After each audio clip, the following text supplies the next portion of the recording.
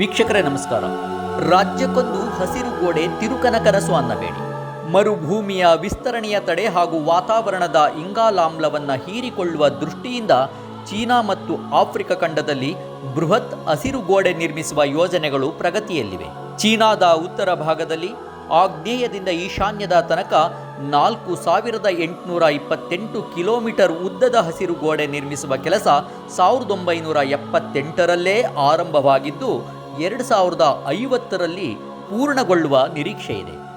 Africa ಖಂಡದ ಉತ್ತರ ಭಾಗದಲ್ಲಿ ಸಹರಾ ಹಾಗೂ ಸಹೆಲ್ ಮರುಭೂಮಿಯಲ್ಲಿರುವ ಬರ್ಕಿನೋ ಫಾಸೋ, ದಿಬೋಚಿ, ಎರಿಟ್ರಿಯಾ, ಇಥಿಯೋಪಿಯಾ, ಮಾಲಿ, ಮಾರಿಟೇನಿಯಾ, ನೈಜೀರಿಯಾ, ಸೆನೆಗಲ್, ಸುಡಾನ್ ಹಾಗೂ ಚಾದ್ ದೇಶಗಳಲ್ಲಿ ಆಗ್ನೇಯದಿಂದ ಈಶಾನ್ಯದ ತನಕ 15 ಕಿಲೋಮೀಟರ್ ಅಗಲ ಹಾಗೂ 7700 ಕಿಲೋಮೀಟರ್ ಉದ್ದದ ಹಸಿರು ಗೋಡೆ ನಿರ್ಮಿಸುವ ಕೆಲಸ 2007ರಲ್ಲಿ ಆರಂಭವಾಗಿದ್ದು 30%ರಷ್ಟು ಪ್ರಗತಿ ಆಗಿದೆ ಎಂದು ಹೇಳಲಾಗ್ತಾ ಇದೆ. ಹಸಿರು ಗೋಡೆ ಎಂದರೆ ಮರಗಿಡಗಳನ್ನು ಬೆಳೆಸುವುದು, ಮರುಭೂಮಿ ವಿಸ್ತರಣೆಯ ತಡೆ, ಭೂಮಿಯ ಫಲವತ್ತತೆಯ ಹೆಚ್ಚಳ, ವಾತಾವರಣದಲ್ಲಿ ಇಂಗಾಲಾಮ್ಲ ಹೀರಿಕೊಳ್ಳುವುದು ಹಾಗೂ ದೊಡ್ಡ ಪ್ರಮಾಣದಲ್ಲಿ ಉದ್ಯೋಗ ಸೃಷ್ಟಿ ಇಂತಹ ಗುರಿ ಸಾಧನೆ ಯೋಜನೆಯ ಮುಖ್ಯ ಉದ್ದೇಶವಾಗಿದೆ. ನಮ್ಮ ಕರ್ನಾಟಕ ರಾಜ್ಯದಲ್ಲಿ ವರ್ಷದಿಂದ ವರ್ಷಕ್ಕೆ ಬರಪೀಡಿತ ಪ್ರದೇಶಗಳ ವಿಸ್ತರಣೆ ಹೆಚ್ಚಾಗುತ್ತಿದೆ ಎಂಬ ಆತಂಕಕಾರಿ ಮಾತುಗಳು ಬಹಳ ವರ್ಷಗಳಿಂದ ಕೇಳಿಬರುತ್ತಲೇ ಇವೆ. ರಾಜ್ಯದ ಪಶ್ಚಿಮ ಘಟ್ಟ ಹಾಗೂ ಮಲೆನಾಡು ಪ್ರದೇಶಗಳಲ್ಲಿ ಅತಿವೃಷ್ಟಿಯಿಂದ ಕಂಗಾಲಾಗಿದ್ದರೆ ಒಳನಾಡು ಪ್ರದೇಶವು ಅನಾವೃಷ್ಟಿಯಿಂದ ತತ್ತರಿಸುತ್ತಿದೆ. ಹಾಸನ ಜಿಲ್ಲೆಯಲ್ಲಿ ಒಂದು ಪ್ರದೇಶದಿಂದ ಇನ್ನೊಂದು ಪ್ರದೇಶಕ್ಕೆ ಮಳೆ ಬೀಳುವ ಪ್ರಮಾಣದಲ್ಲಿ ಭಾರೀ ವ್ಯತ್ಯಾಸ ಉಂಟಾಗಿರುವುದನ್ನು ಕಾಣಬಹುದಾಗಿದೆ. ಸಕಲೇಶಪುರ ತಾಲೂಕಿನ ಹೊಂಗಡಹಳ್ಳ ಭಾಗದಲ್ಲಿ ಈ ವರ್ಷ ಈ ಹೊತ್ತಿಗೆ 190 ಇಂಚು ಮಳೆ ಸುರಿದಿದ್ದರೆ ಹಾಸನ ತಾಲೂಕಿನ ದುದ್ದದಲ್ಲಿ ಕೇವಲ 12 ಇಂಚು ಹಾಗೂ ಅರಸೀಕೆರೆ ತಾಲೂಕಿನ ಬಾಣಾವರದಲ್ಲಿ 10 ಇಂಚು ಮಳೆಯಾಗಿದೆ. ಮಳೆಯ ಮಾರುತಗಳು ಕರಾವಳಿ ಪ್ರದೇಶಗಳಿಂದ ಮೇಲೆ ಬಂದು ಪಶ್ಚಿಮ ಘಟ್ಟ ಪ್ರದೇಶಗಳಲ್ಲಿ ಸುರಿದು ಉತ್ತರಕ್ಕೆ ಗೋವಾ, ಮಹಾರಾಷ್ಟ್ರ ಕಡೆಗೆ ಚಲಿಸುತ್ತವೆ. ಆದರೆ ಒಳನಾಡಿನ ಕಡೆಗೆ ಬಿರುಸು ಕಳೆದುಕೊಳ್ಳುತ್ತಿವೆ. ಒಣಪ್ರದೇಶ ಇರುವ ಕಡೆ ಹಾಗೂ ಹಸಿರು ಹೊದಿಕೆ ಇಲ್ಲದ ಕಡೆ ಮಳೆಯ ಮಾರುತಗಳು ಚಲಿಸುವುದಿಲ್ಲ ಎಂಬ ಸಂಗತಿ ಸಾಮಾನ್ಯ ತಿಳುವಳಿಕೆ ಇರುವ ಎಲ್ಲರಿಗೂ ಗೊತ್ತಿದೆ.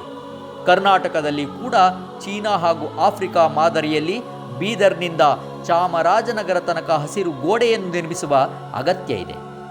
ಬಯಲು ಪ್ರದೇಶಗಳಲ್ಲಿ ಅರಣ್ಯ ನಾಶ, ಕುಡಿಯುವ ನೀರು, ವ್ಯವಸಾಯ, ಕೈಗಾರಿಕೆ ಮುಂತಾದ ಉದ್ಯೋಗಗಳಿಗಾಗಿ ಮಿತಿಮೀರಿ ಕೊಳವೆ ಬಾವಿಗಳನ್ನು ಕೊರೆದು ಅಂತರ್ಜಲವನ್ನು ವಿವೇಚನಾರಹಿತವಾಗಿ ಬಳಸುತ್ತಿರುವುದರಿಂದ ಭೂಮಿಯ ಮೇಲ್ಮೈ ಭಾಗ ತೇವಾಂಶ ಕಳೆದುಕೊಳ್ಳುತ್ತಿರುವುದು ಕೂಡ ಒಣಪ್ರದೇಶ ವಿಸ್ತರಣೆ ಆಗಲು ಮುಖ್ಯ ಕಾರಣವಾಗಿದೆ. ಚೀನಾ ಮತ್ತು ಆಫ್ರಿಕಾದಲ್ಲಿ ಮರುಭೂಮಿಯ ಸೆರಗಿನಲ್ಲಿ ಅಡೆತಡೆ ಇಲ್ಲದೆ ಹಸಿರು ಗೋಡೆ ಬೆಳೆಸಲು ಸಾಧ್ಯ ಆಗಿರಬಹುದು.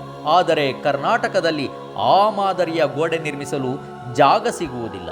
ಹಾಗಾಗಿ ನಾವು ಬೇರೆ ಮಾರ್ಗವನ್ನು ಕಂಡುಕೊಳ್ಳಬಹುದು. ಒಂದನೆಯದು ರಾಜ್ಯದಲ್ಲಿರುವ ಬೆಟ್ಟ ಗುಡ್ಡಗಳಲ್ಲಿ ವ್ಯಾಪಕವಾಗಿ ಹಸಿರೀಕರಣ ಮಾಡುವುದು. ಎರಡನೆಯದು ನೀಲಗಿರಿ ಮರಗಳನ್ನು ಬೇರು ಸಹಿತ ತೆಗೆದು ಸ್ಥಳೀಯ ಪ್ರಭೇದಗಳನ್ನು ನೀಡುವುದು. ಮೂರನೆಯದು ಹೆಚ್ಚು ಹಿಡುವಳಿ ಹೊಂದಿರುವ ರೈತರ ಜಮೀನಿನಲ್ಲಿ ಮರಗಿಡಗಳನ್ನು ಬೆಳೆಸುವುದು. ಇಂತಹ ಬೃಹತ್ ಯೋಜನೆ ಕೈಗೆತ್ತಿಕೊಳ್ಳಲು ಸರ್ಕಾರದ ಬಳಿ ಹಣ ಎಲ್ಲಿದೆ ಎಂದು ಕೇಳುವುದು ಸಹಜ. ಇಂತಹ ದೊಡ್ಡ ಯೋಜನೆ ಇರಲಿ, ಮಾಮೂಲಿನಂತೆ ಅರಣ್ಯ ಇಲಾಖೆ ಸಹ ಸಸ್ಯ ಕ್ಷೇತ್ರಗಳಲ್ಲಿ ಸಸಿಗಳನ್ನು ಬೆಳೆಸುವ ಯೋಜನೆಗೂ ಸರ್ಕಾರ ಅನುದಾನ ಕಡಿತ ಮಾಡಿದೆ ಎಂದು ಅರಣ್ಯ ಇಲಾಖೆ ಅಧಿಕಾರಿಗಳು ಹೇಳುತ್ತಿದ್ದಾರೆ.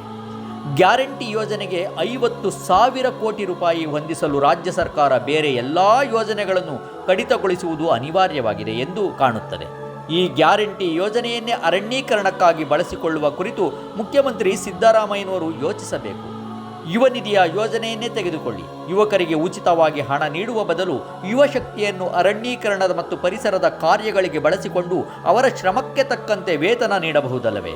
ಹಾಗೆಯೇ ಇತರ ಸಮುದಾಯಗಳಿಗೂ ಮಹಿಳೆಯರಿಗೂ ಉಚಿತವಾಗಿ ಹಣ ನೀಡುವ ಬದಲು ಅವರ ಮಾನವ ಶಕ್ತಿಯನ್ನು ಇಂತಹ ರಚನಾತ್ಮಕ ಕೆಲಸಕ್ಕೆ ಬಳಸಿಕೊಳ್ಳಬಹುದಲ್ಲವೇ?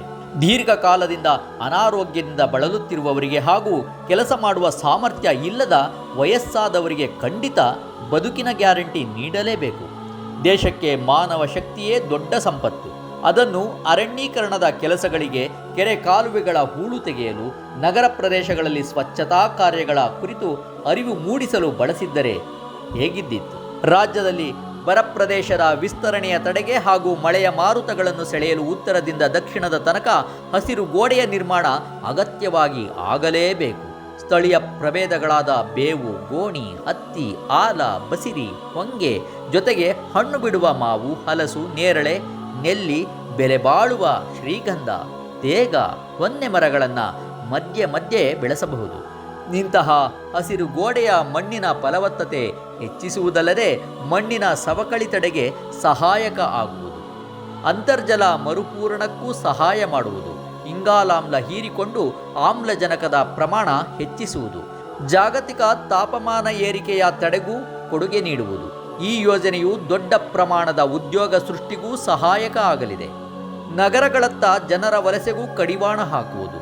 ವರ್ಷಕ್ಕೆ 2 ಲಕ್ಷ ಎಕರೆಯಂತೆ 5 ವರ್ಷಗಳಲ್ಲಿ 10 ಲಕ್ಷ ಎಕರೆ ಪ್ರದೇಶಗಳಲ್ಲಿ ಹಸಿರು ಗೋಡೆ ನಿರ್ಮಿಸುವ ಯೋಜನೆಯನ್ನು ರಾಜ್ಯ ಸರ್ಕಾರ ಕೈಗೆತ್ತಿಕೊಂಡು ಅದನ್ನು ಅನುಷ್ಠಾನಕ್ಕೆ ತರಲು 90ರ ದಶಕದಲ್ಲಿ ದೇಶದಾದ್ಯಂತ ನಡೆದ ಸಂಪೂರ್ಣ ಸಾಕ್ಷರತಾ ಆಂದೋಲನ ಮಾದರಿಯನ್ನು ಅನುಸರಿಸಬಹುದು.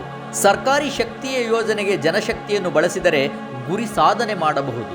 ಚೀನಾ ದೇಶದವರು 21,000 ಕಿಲೋಮೀಟರ್ ಉದ್ದದ ಮಹಾ ಗೋಡೆ ನಿರ್ಮಿಸಿದ್ದನ್ನು ನೆನಪಿಸಿಕೊಂಡರೆ ಹಸಿರು ಗೋಡೆ ನಿರ್ಮಾಣ ಅಂತಹ ದೊಡ್ಡ ವಿಷಯವೇ ಅಲ್ಲ. 20ರಿಂದ 30 ಸಾವಿರ ಕೋಟಿ ರು ಖರ್ಚು ಮಾಡಿಸುತ್ತಿರುವ ಎತ್ತಿನಹೊಳೆ ಯೋಜನೆಗಿಂತ ಹಸಿರು ಗೋಡೆ ನಿರ್ಮಾಣದ ಯೋಜನೆಯು ಹೆಚ್ಚು ಉಪಯುಕ್ತವಾದುದು. ನಮಗೆ ದೊಡ್ಡ ಕನಸು ಕಾಣುವ ದೊಡ್ಡ ನಾಯಕರು ಬೇಕಷ್ಟೆ. ಕಳೆದ ಲೋಕಸಭಾ ಚುನಾವಣೆಯ ಪ್ರಚಾರದ ಸಂದರ್ಭದಲ್ಲಿ ರಾಜ್ಯದ ಪರಿಸರವಾದಿಗಳು ಬೆಂಗಳೂರಿನಲ್ಲಿ ಸೇರಿ ಎಲ್ಲ ರಾಜಕೀಯ ಪಕ್ಷಗಳಿಗೆ ಸಲ್ಲಿಸಿದ ಪರಿಸರ ಸಂಬಂಧದ ಪ್ರಣಾಳಿಕೆಯಲ್ಲಿ ಹಸಿರು ಗೋಡೆಯ ಪ್ರಸ್ತಾಪ ಇದೆ. ನಮ್ಮ ನಾಯಕರಾರೂ ಇದನ್ನು ಗಮನಿಸಿದಂತೆ ಕಾಣಲಿಲ್ಲ. ಜಾಗತಿಕ ತಾಪಮಾನ ಹೆಚ್ಚಿ ಹವಾಮಾನ ವೈಪರೀತ್ಯ ಇಡೀ ಜಗತ್ತನ್ನೇ ತಲ್ಲಣಗೊಳಿಸುತ್ತಿರುವ ಈ ಹೊತ್ತಿನಲ್ಲಿ ಪರಿಸರವಾದಿಗಳು ಕೂಡ ಬೀದಿಗಿಳಿದು ದನಿ ಎತ್ತದಿದ್ದರೆ ಯಾವ ಸರ್ಕಾರಗಳು ಪರಿಸರ ಸಂರಕ್ಷಣೆಯ ವಿಷಯಕ್ಕೆ ಗಮನ ಹರಿಸುವುದಿಲ್ಲ. ವಿಶ್ವಪಥ ಟಿವಿಯಿಂದ ನಿಮ್ಮ ಪ್ರೀತಿಯ ಬಾಲರಾಜ್. ವಿಶ್ವಪಥ ಟಿವಿಯನ್ನು ಸಬ್ಸ್ಕ್ರೈಬ್ ಮಾಡಿ, ಶೇರ್ ಮಾಡಿ, ಲೈಕ್ ಮಾಡಿ.